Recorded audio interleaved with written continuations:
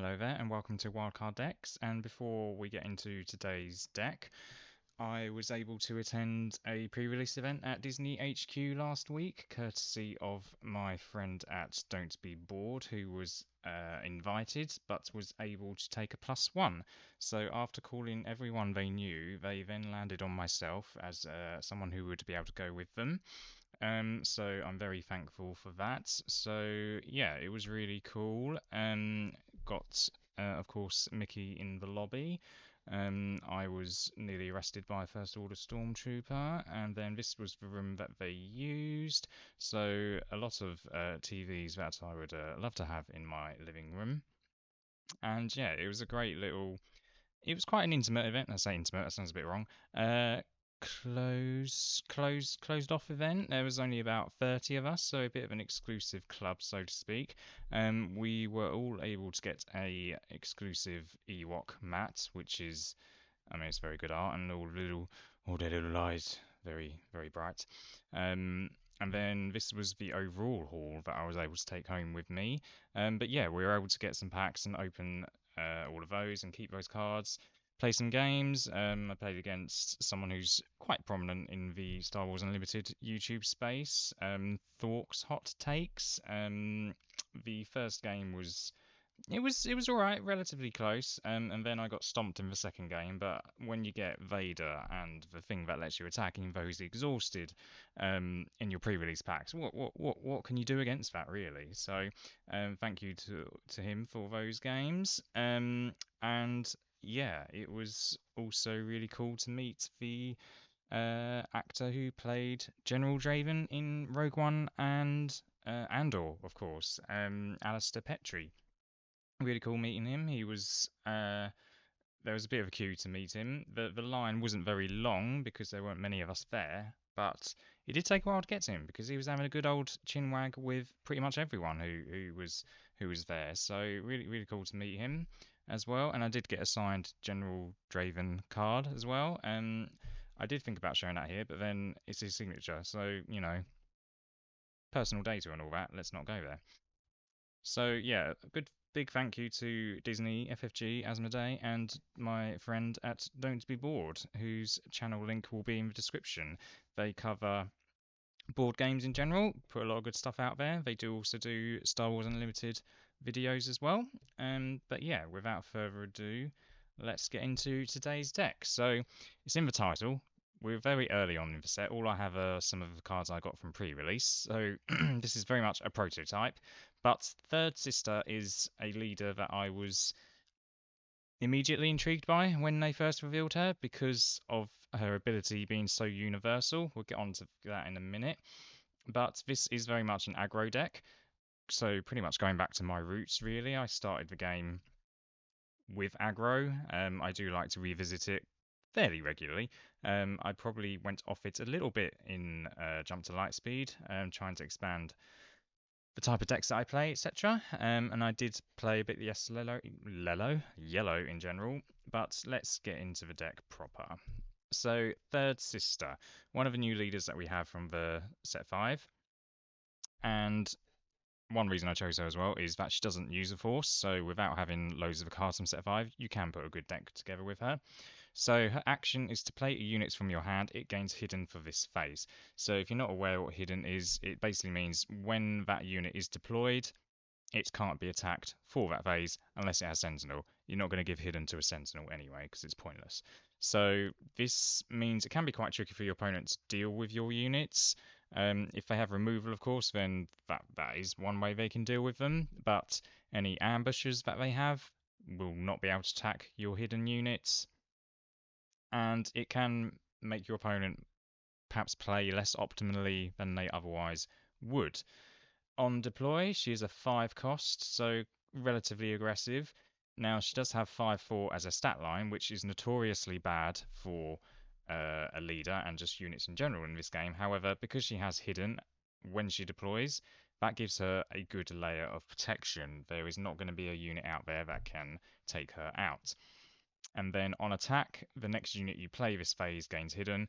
rather less relevant, but still useful if you're able to keep her alive into the next phase. I've gone with Petronaki Arena so that she can punch for a little bit extra. So she's in reality a 6/4 on deploy, which is extremely aggressive stats at that stage in the game. So onto the ground units, and as I say, this is a prototype deck, do remember that, so it is a bit of a mess at times, but General Pride is basically a placeholder for Aura Singh, but when you have the initiative, he can punch for 4, essentially. Bazine Natal, I only have one of her anyway, but I'm not sure I would actually go above 1. I think 1's a decent number to have. Um, when we get to the 5 resource play and deploying our leader, the main things we want to worry about are takedown and open fire. So with Bazine at 2 resources, you can see what's in the hand and get rid of one of those threats. She can also be smuggled out for 4, so that can be on the deploy as well. Um, and then with our remaining 3 resources, we can lightsaber up our leader. Crafty Smuggler, this would probably stay in. It's just a solid 2/2 shielded. Not much to see here. Fifth Brother, so pretty much everyone in like the more prominent YouTube channels always say Fifth Brother, he's bad, don't use him whatsoever. I feel like I might be the only one who gets any good use out of him. I do think he's good. He is a Force unit as well, which turns on Force Throw for us, along with Force Lightning. Um, and if Village Protectors is going to come back into prominence, then he wipes them out in one attack. And that did happen for me the other day. So I still like him. What I would usually say is keep him at 2 damage. Um, because if they deploy a 6 health unit, he can actually delete that in one attack. He will die, of course, himself, but that's by the by. That's completely fine. Shin Hati, so she has hidden built into her, which is quite useful. A 4/2 shielded is extremely powerful. Yes, Perilous Position wipes her out, but again, your opponent has to draw these things. They can't attack her, and even if they do attack her, well, she's got a shield to negate that first bit of damage anyway. But yeah, really great stats and really aggressive for what we're looking for. If I had 3 of her, then she would be a 3 of, and when we revisit this in the future, she will obviously be a 3 of.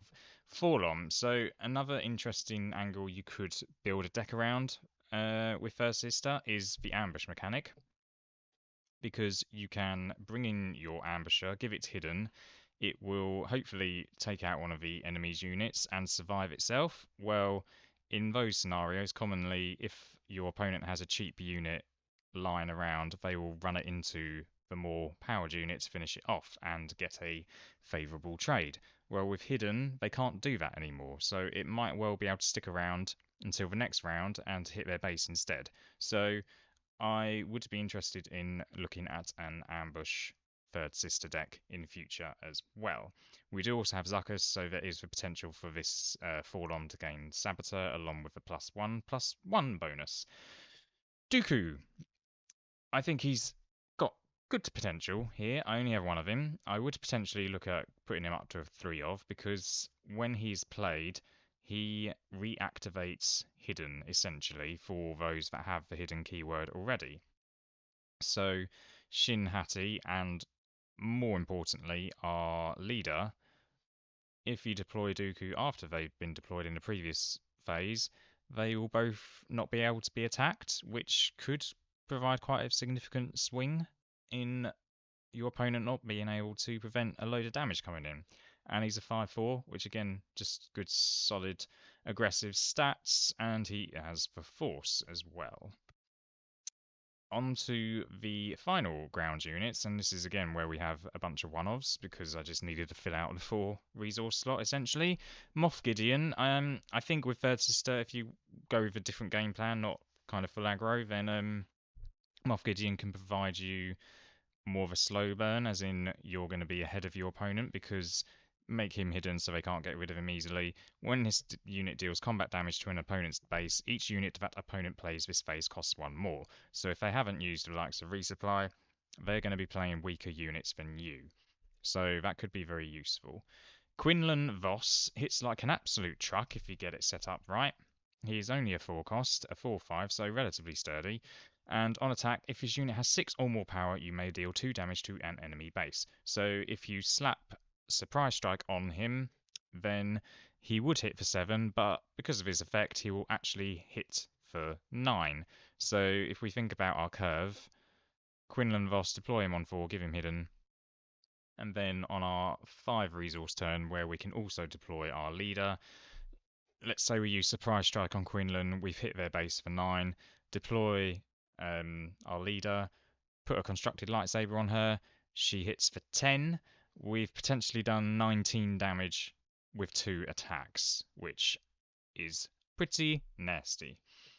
Zuckuss as our 1/5 cost unit on the ground. He has Saboteur, he's a 6/6, he's a beefy boy, and with Forlom he gains Ambush. Now the Ambush can be relevant. The other day my opponent had a Poe Dameron unit, the big one. When I say the big one, the legendary red one, Hiding behind a Sentinel, and I couldn't let him attack because I would be a bit decimated if it did. So already had Forlom out, ambushed Zuckuss into Poe. Zuckuss actually survives because he gets a +1/+1. But yeah, so overall very useful, especially for Saboteur side of things. And then we've got Darth Vader as a 6 cost unit, but the main use for him here is for his piloting. We do have a good space presence and a 3 cost pilot onto the likes of Lurking TIE Phantom, for example. And then on attack, you may deal 1 damage to units. If a unit is defeated this way, you may deal 1 damage to a unit or base. So the 1 damage ping is surprisingly impactful at times, and when we have a Ruthless Raider as well, we can potentially set up an easy kill that way. Onto the wildcards. This is a card that typically doesn't see a whole lot of play, or in the context of a leader that we're looking at. Well, we are in a new set, so who knows if this will be popular with the leader we're looking at. But Special Forces TIE Fighter, it's not something that has really seen a lot of play. The interesting thing about this is if your opponent is playing a space deck, then when played, if they have more space units than you, then ready this unit. So it's basically a worse Millennium Falcon. But the other good thing with our space units in general and this leader is hand 1. A typical turn 1 play is using the action to then play one of the Falcons. Well, if it's set 1 Falcon, that usually will just go into whatever turn 1 space unit you played. Well, with Third Sister, we can make our space unit hidden, which means they can't do that. So we are going to be able to get some kind of value out of our turn 1 space unit. But yeah, the when played, if it activates, you're happy. If it doesn't, it's fine. It's just another turn 1 play that we've got in the deck. Onto the rest of our space units. So we've gone for the new Strike Ship as a 2 cost. It is a 0/3 with the Raid 3. Generally a bit of a risky unit when the likes of Blue Leader exists, but as I say, because we have the ability to give it hidden, it does make it a lot less of a risk. Lurking TIE Phantom, this largely disappeared in set 4, ironically, considering it is the set where space was a big thing, and this thing was dominating the space arena once upon a time. But again, I think the likes of Blue Leader and Eager Escort Fighter meant that this just disappeared overnight, pretty much. Along with, there were other space units that can just take this out without even dying themselves.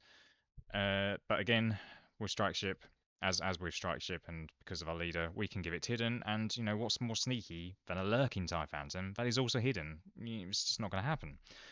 So yeah, Raid 2 hits for 4, only has 2 health, but we do have Vader to be able to pump it up to a 5/5 with Raid 2, so it hits for 7 and can't be captured, damaged, or defeated by enemy card abilities. So if you get Vader on it, they have a massive problem to deal with. I have just realised that Ruthless Raider is actually a 2 of in this deck, so my mistake, but not much to say about it. It's been a staple in red villainy decks for quite a while. It remains pretty much as impactful as ever if we're not quite able to finish them off on the leader deploy phase. Onto our events, and Force Lightning is a card that I bought specifically for this set, whilst it was relatively cheap. choose unit, it loses all abilities for this phase. So mainly if there's a sentinel on the ground or space, then you can just disable the sentinel aspect and then hit their base.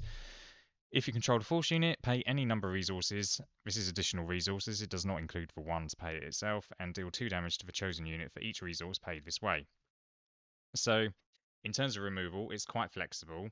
What I've found is that I probably would just prefer Force Choke. Um, Chirrut is a Sentinel that only has 5 health. Force Choke will get rid of him. The new Obi-Wan green unit is a Sentinel. It only has 5 health. Force Choke will get rid of him. For Force Lightning, you would have to pay 1 resource plus another 3 resources to do 6 damage to get rid of those Sentinels. So you're paying 2 extra resources, potentially 3 extra resources, because if you have a Force unit, then Force Choke only costs 1. So I think, having played with the deck a bit more, Force Choke would be swapped for Force Lightning. I'd happily have Force Lightning in the sideboard though. Force Throw, I don't really need to say anything. It's a red Force deck. We have to have Force Throw. I say Force deck. There's enough Force units in here to be able to reliably activate Force Throw when you want it. And it's not a bad one to use on our leader deploy as well. Surprise Strike. Only 2 of those, because we've got other damage pumps as well, along with upgrades, which are more the focus of what we're trying to do. And then Tip the Scale, which, no joke, might actually be the most important card in the whole deck. And we will get on to why in just a second, but look at an opponent's hand and discard a non-units card from it. So this is the discard utility that Villainy has been lacking and hasn't really had access to outside of Bazine.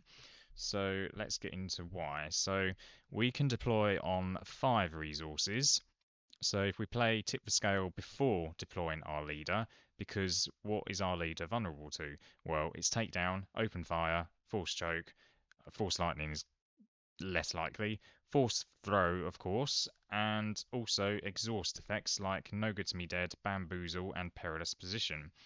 And then once we play Tip the Scale and got rid of whatever thing could potentially take us out or stall our leader, then we'll have 3 resources left, and then we can shove a lightsaber on her and hit them for 9 or 10 potentially. So that is pretty much the ideal turn 5 resource play that we're looking to do. We do also have Hotshot Blaster that we can smuggle in for 3, so we got a lot of good options. But yeah, Tip Scale is so important and good for this deck. Onto our upgrades. So gone for 2 Hotshot Blasters. It could easily be a 3 of, but I wanted to have a Surprise Strike in there. We've got 1 Constructed Lightsaber. You could make a case for this being a 3 of and the Fallen Lightsaber being a 1 of. The Constructed Lightsaber, it can only be attached to a Force unit, so that might be why you perhaps don't go for a full 3 of. But if the attached is a villainy unit, it gains raid 2. So whilst it only gives +2/+3, so 1 less stat than a Fallen Lightsaber, when you're attacking, you're actually hitting for 1 more than a Fallen Lightsaber. So when you're an aggro deck, that 1 extra damage could be pretty crucial. And then the Fallen Lightsaber, the on attack when it's attached to a Force unit isn't particularly relevant most of the time, but it might get you a bit of bonus unit kill as you go along. In terms of missing pieces that I could think of, so Aura Singh is an obvious one that I mentioned earlier. She would replace General Pride quite easily. Grand Inquisitor, he has innate hidden and raid 1, so he hits for 4. So he's immediately hitting harder than the Fifth Brother is. I would still possibly be tempted to keep Fifth Brother in, depending on how popular Village Protectors is, as I say. Grand Inquisitor might be the more consistent play than Fifth Brother, in which case Fifth Brother would probably make it to the sideboard. The other thing I'm not entirely sure of at this time is how visibility works, as in other friendly Inquisitor units gain hidden. So is that when Grand Inquisitor deploys and there's other Inquisitor units out there, or is it when you play deploy other Inquisitor units when Grand Inquisitor is already present? I'm not sure which way round it is, which would be relevant, because if it's a bit like Dooku, then deploy this dude after Third Sister's deploy phase, then she regains hidden, so it's not irrelevant to know which way round it is. a final Shinhati to round out the full 3 of, and then if we are looking at going a complete aggro route, we would want another 2 of Quinlan Voss, and that might also change some of the damage pumps and upgrades that we have in the deck. In terms of other options, so sometimes the deploy phase you are finding you actually want a 2 cost upgrade. So Battle Fury would be one. The downside, because it gives a +3/+3 boost, is that it discards card from your hand. But if when we get to the 5 resource play, we are looking to really close the game down. Vader's lightsaber would be the other option without a downside. However, it does have the downside that it only gives +1 health. So Third Sister is still going to be vulnerable to a takedown and a force choke. Whereas with the constructed and fallen lightsabers, she would not. She would be out of those ranges. Force choke, I've kind of already gone into it a bit earlier. Nile Marauder. So this would potentially be instead of Fifth Brother as well, because it has raid 3 and 5 health, which is pretty beefy. The reason I stuck with Fifth Brother though was because of that 1 power on defense. It can be relevant. So another option that I do like is Purge Trooper. You give this hidden. We're going to see a lot of force units. When played, you may deal 2 damage to a force unit. It means that you're potentially going to take something out, or they are not going to be able to make as favourable a trade as they otherwise might do. There's a lot of 2/4s running around in the game now. So yeah, Purge Trooper can come down and make them less beefy. And of course, giving it hidden when it's only got 2 health is pretty useful, because otherwise it dies to a fly. Scythe. So this is probably very situational, but I do wonder if deploying this with hidden at 4 resources, and then I think it's going to be the action and sequencing that would hold it back, because on attack you may give another friendly Inquisitor unit +2 for this phase. Well, as I've already mentioned, kind of our 5 resource turn, we want to do tip the scale to get rid of something that's going to disrupt us, then deploy Third Sister, and then you would be able to attack with this to give Third Sister the +2 boost. So I think it's probably a bit too... In an ideal world, this is what would happen. So for that reason, if I did include it, it probably would just be a one-off, because it's not going to be something you're really going to be able to pull off reliably. Thralls of the Coven, so it's basically clan challengers, but better. So it's 3/7 with raid 3, so it hits for 6, got 7 HP, 5 resources, play it as hidden. Unless they've got no glory only results, they're not going to be able to use removal to take it. Oh, of course, Shatterpoint exists now, but they're not going to be able to use Velvet Dragon or Takedown. Kit Fisto, so the main reason I think of this is because of Saboteur, and it hits for 7. So give him hidden, he's on 6, they have to deal with him. They can't deal with him just with the Sentinel, because he'll just punch through it. The Coordinate on attack, you may deal 3 damage to a ground unit. Nice if you pull it off, but I say it's a Saboteur and 7 power. That's of main interest here. So yeah, that's the deck. As I say, it is a prototype, so it might be the messiest looking list that we'll see this set. Hopefully I get my boxes before the next video, but I've been liking it. It's something I'm very much looking forward to revisiting in future. I just realised I did not include Karrde's TIE Silencer in the slides. It's a one-off. Again, it's just as an extra turn 1 play. So that we've got, how many we've got? 2, 5. I mean, Bazine's not a turn 1 play, even though she costs that much. 2, 5, 6, 9, 12. Yeah, 12 is a solid number. But yeah, it is an aggro deck. We're looking to do some damage before Third Sister comes out, and then we can really slam them with the lightsaber and tip the scale. So tip the scale and the lightsaber is the thing that can really win you the game. Even if it doesn't get them to defeating their base, it will put you in a very advantageous position and potentially give you 2 lethal threats if you have another unit on the board as well. But yeah, let me know what you think. I'm looking very much forward to playing with her in future, and maybe I already had in mind that I would do Set 1 Grand Inquisitor, probably blue for whenever the next PQ is for this set. She might be a contender because hidden, it is quite tricky to deal with. Anyway, take care everybody, and I will see you in the next one.